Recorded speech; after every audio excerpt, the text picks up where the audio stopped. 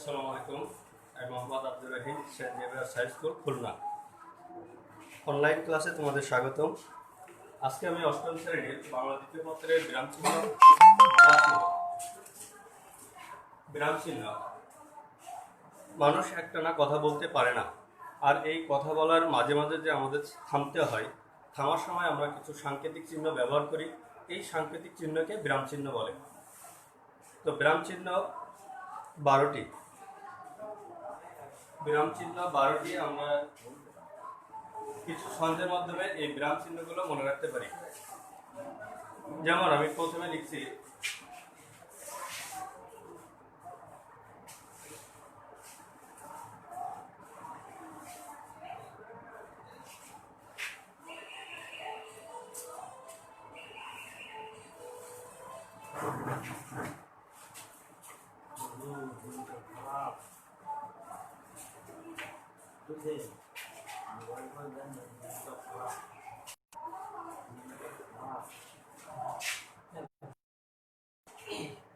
বিরাম চিহ্ন আমরা একটা ছন্দের মাধ্যমে মনে রাখতে পারি। এটা এখন খেয়াল করো।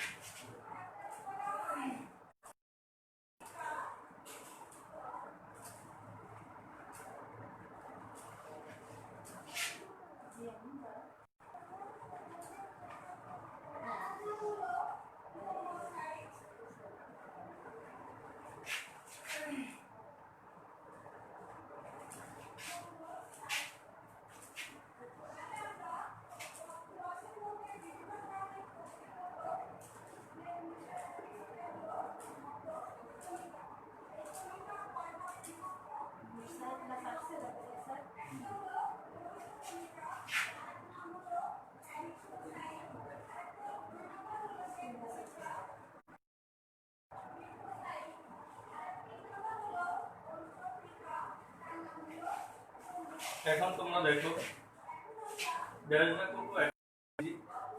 তার মানে এই যে 6টা বিরাম চিহ্ন লিখছি, এই 6টা বিরাম চিহ্ন 1 সেকেন্ড করে থামতে হয়। তাহলে এখান থেকে ড্যাশ, দাড়ি, কোলন, কোলন ড্যাশ, বিস্ময় সূচক চিহ্ন, জিজ্ঞাসা সূচক চিহ্ন, এই 6টা 1 সেকেন্ড করে থামতে হয়। এবং তোমরা যে ড্যাশ চিহ্নগুলো আছে ড্যাশ, দাড়ি, কোলন, কোলনটা বিসর্গ আকারে দেওয়া যাবে না, কোলনটা। তাহলে এখানে দেখো যে 6টা চিহ্ন আছে, এইগুলো আমাদেরকে 1 সেকেন্ড করে থামতে হয়। এরপরে দেখো আরো 3টা আমার প্রয়োজন নাই, এটাও একটা ছন্দের মাধ্যমে মনে রাখা যায়। তাহলে তোমরা এখন এটা এই ছন্দের মাধ্যমে এই 6টা মনে রাখবা, এবং এইগুলো 1 সেকেন্ড করে থামতে হয়। তোমাদের বইয়ে এখানে যে অধ্যায় দেওয়া আছে এগুলো পড়ে মুখস্থ করতে মনে রাখা কঠিন হবে। তাহলে তোমরা এই ছন্দ আকারে মনে রাখবা।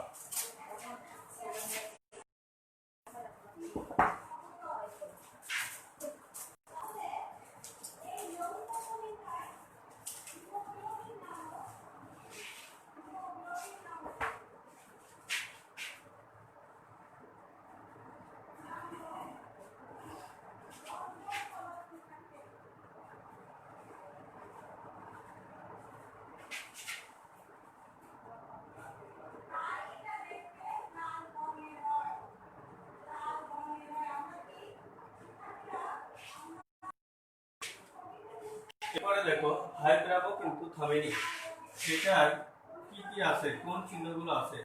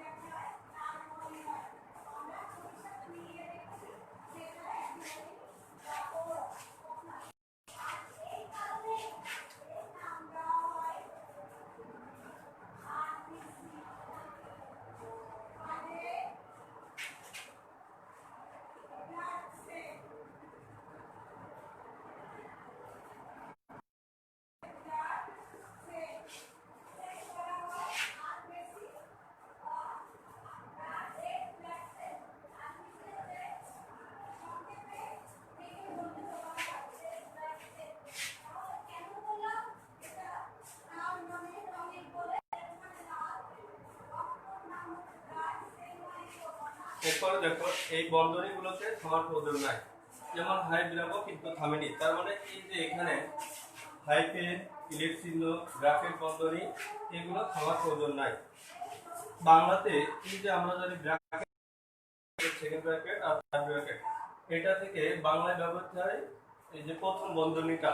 প্রথম বন্ধনীতে বিশেষ ব্যাখ্যামূলক অর্থে কিছু থাকে, তাহলে প্রথম বন্ধনী বাংলায় ব্যাকরণে ব্যবহৃত হয় বিশেষ ব্যাখ্যামূলক অর্থে। এরপরে দেখো এখানে হাইফেনের হয়, সেগুলো কি কি? ড্যাশ, ড্যাশ, দাড়ি, কোলন, কোলন ড্যাশ, বিশেষসূচক চিহ্ন, জিজ্ঞাসা সূচক। এই 6টায় 1 সেকেন্ড করে থামতে হয়। আর বাকি যে 3টা হাই বিরামও কিন্তু থামেনি, মানে হাইফেন, ইলিপ চিহ্ন বা লোপ চিহ্ন, ইলিপ চিহ্ন বা লোপ চিহ্ন, ব্র্যাকেট, বন্ধনী এগুলোতে থামার প্রয়োজন নাই। এরপরে আরো 3টা আছে আমাদের বিরাম চিহ্ন, যেহেতু 12টা আছে, যেমন ডট, কিন্তু এটা বিরাম চিহ্নের মধ্যে আসে না।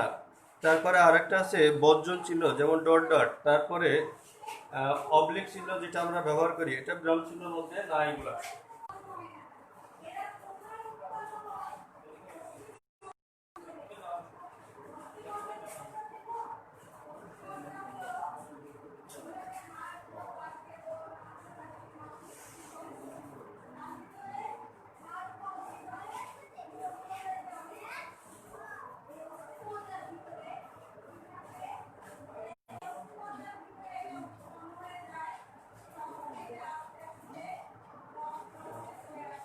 এখন দেখো, এটাকে আমি 9টা বলছি, এবার হচ্ছে আর এই 3টা কমা, কমা, সেমিকোলন আর উদ্ধৃত চিহ্ন।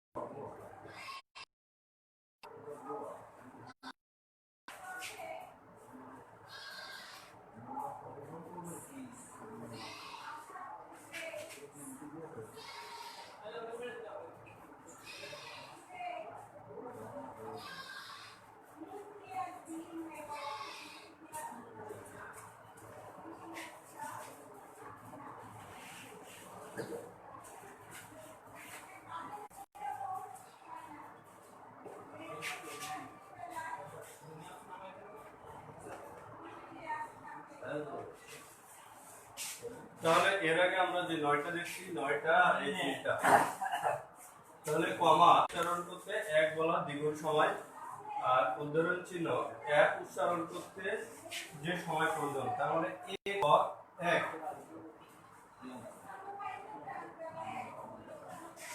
এ ক 1, এইটা উচ্চারণ করতে যতটুকু সময় প্রয়োজন এই উদ্ধরণ চিহ্ন। তাহলে আমাদের এই 3টা আর আগের 9টা, এই 12টা হচ্ছে বিরাম চিহ্ন। অনেক সময় অনেক বইয়ে থাকতে পারে 13টা, কিন্তু বিরাম চিহ্ন 12টা হবে। তাহলে এখানে প্রথম থেকে আবার একটু দেখো, আমি প্রথমে তোমাদের একটা ছন্দ লিখে দিয়েছিলাম, সেই ছন্দতে আমি লিখছিলাম ড্যাশ দ্য কুকু 1 সেকেন্ড বিজি। তার মানে এখানে যে 6টা বিরাম চিহ্ন আছে, এই বিরাম চিহ্ন 6টার জন্য 1 সেকেন্ড করে থামতে হয়। তাহলে আমি আবারও রিপিট করছি, দেখো ড্যাশ দ্য কুকু 1 সেকেন্ড বিজি, এটা কয়েকবার পড়ে মনে রাখবা এবং কয়েকবার লিখবা, দেখবা যে মুখস্থ হয়ে যাবে। ড্যাশকে ড্যাশ চিহ্ন, তারপরে দাড়ি, কোলন, কোলন ড্যাশ, বিস্ময়সূচক চিহ্ন, জিজ্ঞাসাসূচক চিহ্ন, এই যে 6টা 1 সেকেন্ড করে থামতে হয়। এখন আমাদের এর ছাড়া আরো কিছু বিষয় আছে, যেমন কমার অপর নাম কি? কমার অপর নাম পাদচ্ছেদ, সেমিকোলনের অপর নাম অর্ধপদচ্ছেদ। তাহলে আমাদের এই যে অপর নামগুলো জানতে হবে, যেমন বিশেষ করে হাইপেন। হাইপেনটা কোথায় ব্যবহৃত হয়, দাড়ি কখন ব্যবহার করি, কখন কমা কখন ব্যবহার করি, এগুলো তোমাদের এরপরেই আমি বলবো। এটা দেখো, তাহলে কমার অপর নাম কি, হাইপেনের অপর নাম সংযোগ চিহ্ন। এটা পরীক্ষা প্রায় আসে, হাইপেনের অপর নাম কি, এবং হাইপেনটা সমাসবদ্ধ সমাসে এটা ব্যবহৃত হয়। এটা তোমরা যখন 9 টেনে যাবা এটা সম্পর্কে আরো জানবা। যেমন আমরা বলি মাতা ও পিতা, তারপরে বাবা ও মা, ধুতি ও চাদর। তাহলে এখানে লেখার সময় এইভাবে আমরা লিখি।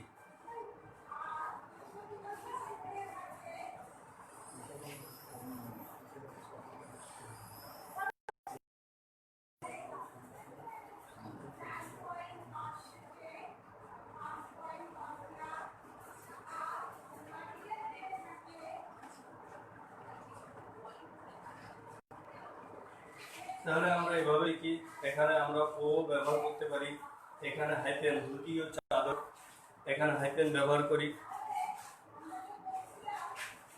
তাহলে এরপরে দেখো কোলন, কোলন ড্যাশ, বিস্ময়সূচক চিহ্ন এবং জিজ্ঞাসাসূচক চিহ্ন, এই ছয়টা 1 সেকেন্ড করে থামতে হয় এবং এই চিহ্নগুলোর অপর নাম আমাদের জানতে হবে।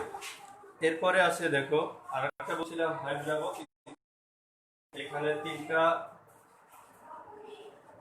বিরাম চিহ্ন আছে এবং আরো আসতে পারে বিরাম চিহ্নের অপর নাম কি। বিরাম চিহ্নের অপর নাম জ্যোতি চিহ্ন বা ছেদ চিহ্ন। বিরাম চিহ্নের অপর নাম কি। আরেকটা বিষয় হচ্ছে তোমাদের প্রান্তিক চিহ্ন। প্রান্তিক চিহ্ন বলতে শেষে যে চিহ্নগুলো আমরা ব্যবহার করি, তার শেষে আমরা তিনটা চিহ্ন ব্যবহার করি। তোমরা দেখবা যে শেষে আমরা যে তিনটা চিহ্ন ব্যবহার করি সেটা, যে আমি এর আগেও একটা লিখছি, এর ভিতরে সব তিনটা,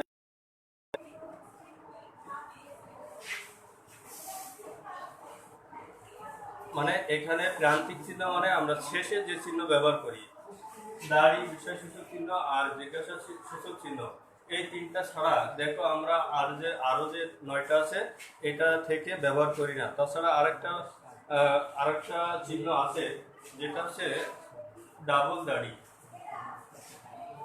যখন তোমরা 9 টেনে যাবা দেখবা যে বঙ্গবাণী কবিতায় এখানে আছে এটা ডাবল দাড়িটা।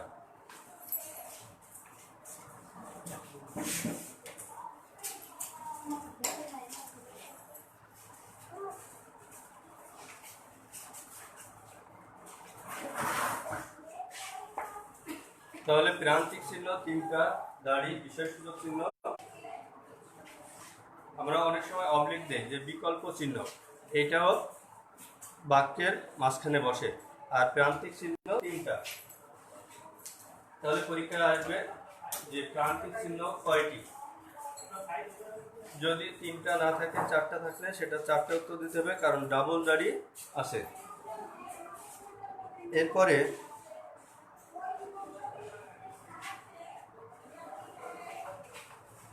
তাহলে বিরাম চিহ্ন যে 12টি আমি আগে বলছি, দেখো বিরাম চিহ্ন 12টি, ড্যাশ, দাড়ি, কোলন, কোলন ড্যাশ, বিস্ময়সূচক চিহ্ন, জিজ্ঞাসাসূচক চিহ্ন, হাইফেন, ইলেক চিহ্ন, তারপরে ব্র্যাকেট বন্ধনী, কমা, সেমিকোলন, ঊর্ধ্ব কমা বা উদ্ধরণ চিহ্ন। এরপরে দেখো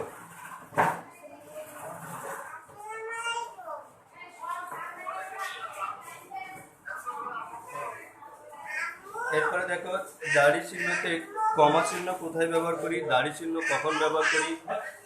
দাড়ি চিহ্নটা কখন ব্যবহার করি, যখন দাড়ি চিহ্নটা যখন ব্যবহার করি বাক্যের পরিসমাপ্তি মিলালে তখন আমরা দাড়ি চিহ্ন ব্যবহার করি।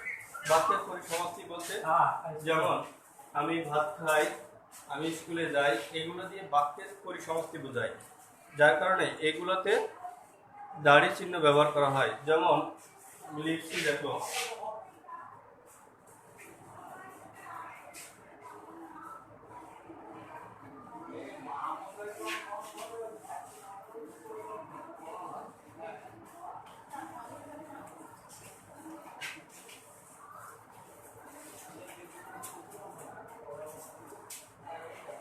আমি স্কুলে যাই, আমি ভাত খাই, এছাড়া বাক্যকে আরো বড় করেও লেখা যায়, যেমন আমি স্কুলে যেয়ে পড়তে বসবো, তাহলে এখানেও এটা আমি স্কুলে দাড়ি চিহ্ন ব্যবহার করছি, তাহলে বাক্যের পরিসমাপ্তি বোঝালে আমরা তখন দাড়ি চিহ্ন ব্যবহার করি।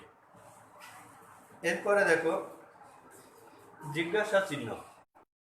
যখন কোনো কিছু জিজ্ঞাসা করা হয় বা প্রশ্ন করা হয় তখন জিজ্ঞাসা সূচক চিহ্ন ব্যবহার করি। যখন কোনো কিছু প্রশ্ন করা হয় তখন আমরা জিজ্ঞাসা সূচক চিহ্ন ব্যবহার করি, যেমন তোমার নাম কি।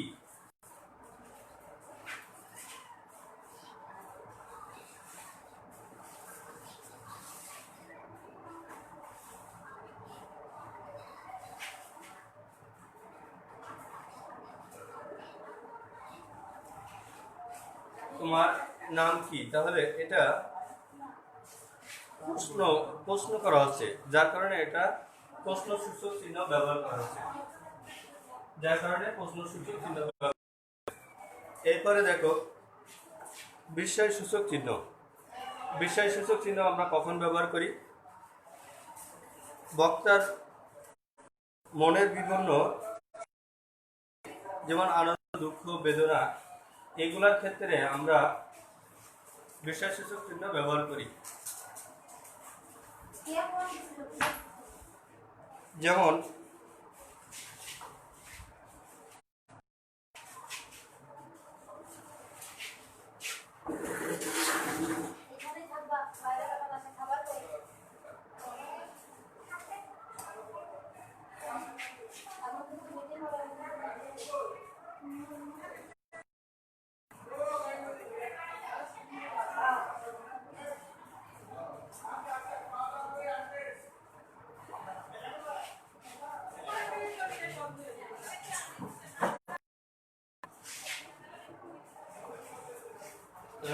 এখানে দেখো আহা কি সুন্দর দৃশ্য, তাহলে এখানে আমাদের বিস্ময়সূচক চিহ্ন। তারপরে বাক্যের অর্থ স্পষ্ট করার জন্য কমা ব্যবহার করি, যেমন সুখসাও।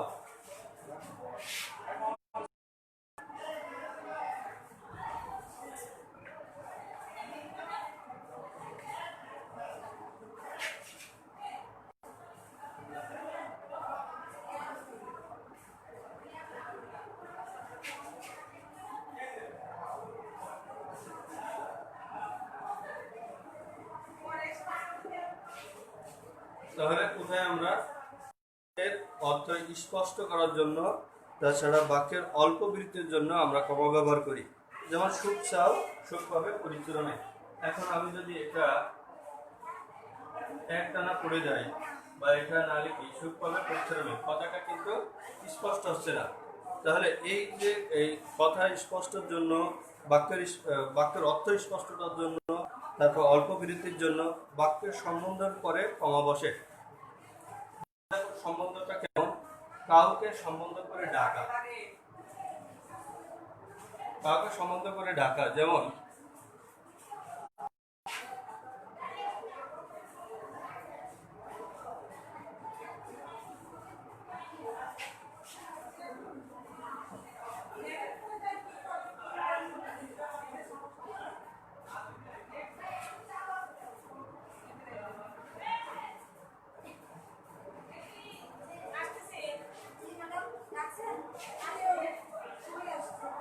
তাহলে ওহে এদিকে আসো, কাউকে সম্বন্ধ করে ডাকা, এই ক্ষেত্রে বিদ্যুৎ খাবে এসো।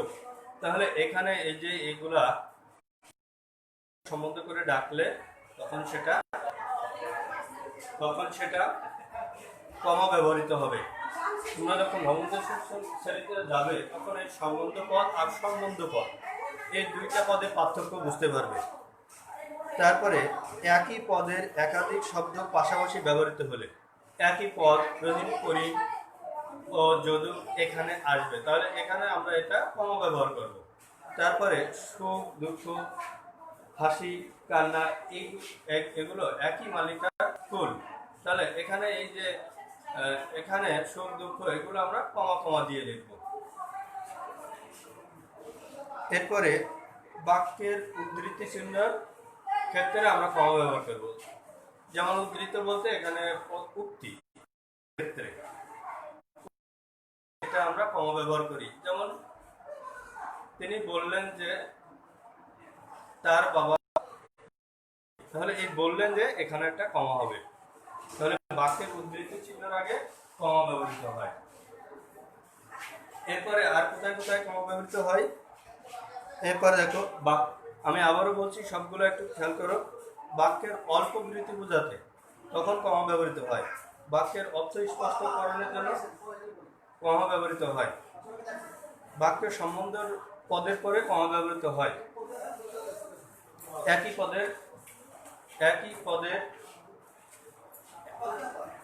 পদের একাধিক শব্দ পাশে রেখে দিচ্ছি, এগুলো এইভাবে প্র্যাকটিস করবে, তাহলে মুখস্থ খুব সহজে হয়ে যাবে।